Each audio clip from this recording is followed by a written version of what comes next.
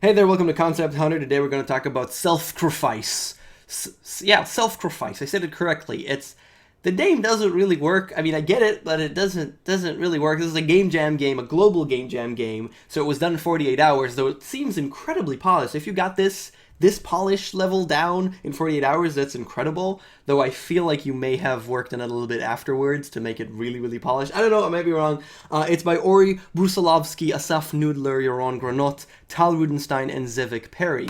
And in this game, you walk around with the mouse. I usually don't like it, but it kind of works pretty well for this game, so I don't mind it as much because you don't need to be as twitchy. The speed feels just right, so you could obviously do this with WASD as well, but it's totally fine. You collect these things, these candles, and you put them in the slots. We could also go to the logbook and read the story, I guess. It's been 666 days, really, since the witch had cast her curse upon me. I'm losing my mind, haunted by evil spirits from the world of darkness. Finally, I decided to put an end to my torment. I must be free of this curse. In an old gypsy book, I found a way to undo the curse by performing several blood rituals to ease the spirits, each with its own special marking. My suffering must end. This may cost me my life, but the sacrifice must be done. Alright, so you collect the candles, and you put the candles in the thing. Not much to say about this. And then you slit your wrists. Remember that the theme for the Global Game Jam was ritual, so this makes a lot of sense, even though it's kind of macabre, I'd say. Is that how you say macabre? Do you say the B at the end? I'm not sure. Anyway, you pass through the line, and you paint it with your blood. And when you do, note that I get a little bit...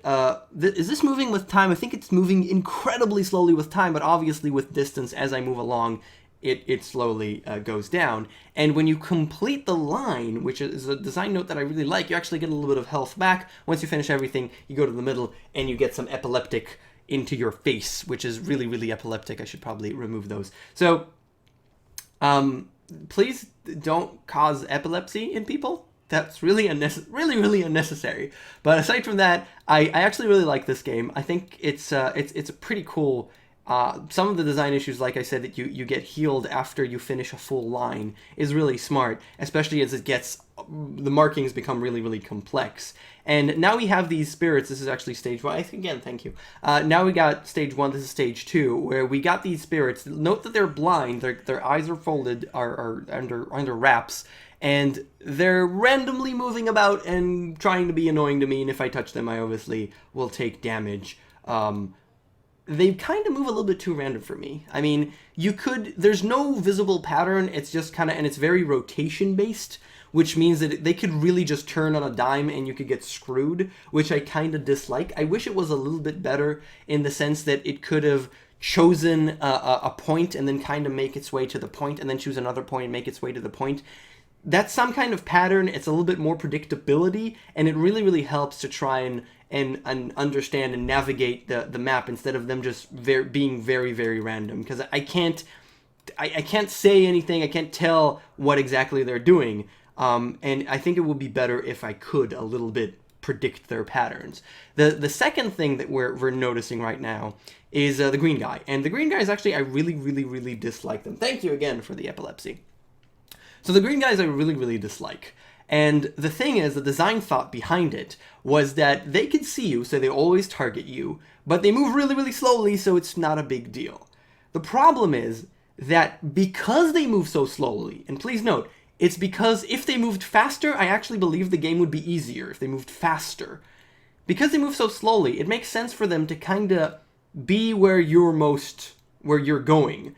And consider where I'm going, in most cases, the center of the circle, the main area where the markings are, which means that they're just going to be there. They're just going to be annoying in the middle all the time. And at which point I would like to manipulate them to move away from where they are. So I kind of want to stand over here so they'll follow me so that I could pass along, so I could just, get just scridge there and then just make it through the markings of what I need to do. But they're so slow that it's really, really, really annoying to get through this. They're really slow, and it kind of means that at the beginning, I kind of want to, there's two phases to this game. There's the phase before I slit my wrists, and I don't lose any blood now, and the phase after. it kind of means that during this phase, I wanted to make sure that they're over here, like in the side, so that I can actually do my thing once I start dripping blood. And this is boring as hell because they move so slowly. I wish you do more with this phase, and I think you can actually do quite a lot. I think it's a really cool way to kind of prep the level in a way, kind of, okay, how do I want to set this up, and then start, and then just, okay, now it's the skillful thing that I have to think about and to execute properly is what I'm trying to say. So if you nail this down, and obviously, again, I'm not asking for too much from a Game Jam game, but if we're thinking forward, I think you could really have these two sections. You could have a section where I'm prepping the level. Okay, these are the specific type of spirits that I'm going to have. I have this items. I could put some of the items over here, some of the items over there. Maybe this lures them. This occupies them for a little bit. Or I can activate this over here, okay, and now I am finally ready to start the ritual and get things going, and then I have to do this as soon as possible, as fast as possible.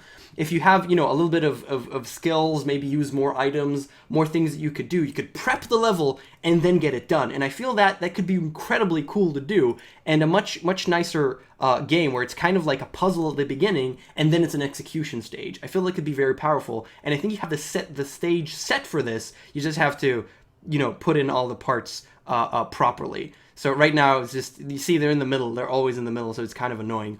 The game isn't very difficult. There are 10 levels, so I'm at level 7, so there's a couple more. And basically, the patterns get more difficult and more spirits. So it's two things that get more difficult every time. I'm totally fine with that. You might want to ease in the difficulty a little bit because the later stages are just really difficult, but it might stem from just the green ones being incredibly annoying. Aside from that, I got nothing bad to say. I actually like the idea. I think you could do more with it. I mean, obviously more items, more spirits, more patterns, more unique patterns that you don't just have to do, but you have to do in a specific way. More than one pattern during a thing. You know, there's so much that you could think about with this. I really like it. It's called Selfcrifice again. Terrible name by the guys mentioned before. And that's it for Concept Power for today. Thank you so much for watching, and I'll see you guys next time. Bye.